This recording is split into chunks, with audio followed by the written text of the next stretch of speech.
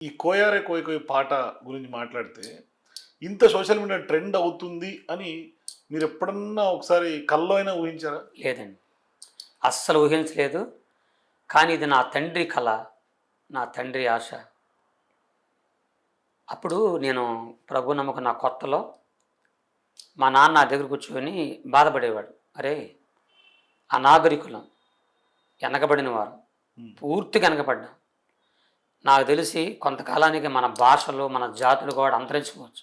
అంతరించిపోయేటువంటి. కాబట్టి ఈ పాటలు కనీసం మన భాష అనేది కూడా అంతరించిపోద్ది. ఇది కనీసం ఎవరికైనా బయటకొచ్చి ఇతరులు నవ్వుతారు మన భాషను చూసి. మన భాష అసలు బయటకు వద్దంటావా అనేవాడు. అప్పుడు నేను దేవుడికి ప్రార్థన చేశాను. అయ్యా, భారతీయులుగానే పుట్టాం. భారతదేశంలోనే అనాగరికంగా ఉన్నాం.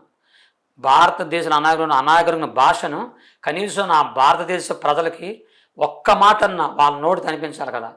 అలాగ నాకేమన్నా చేస్తావయ్యా అని అలాగ చేస్తున్నప్పుడు వెంటనే నాకు ఈ భాషలోనే పాటలు అనిపించింది నాకు.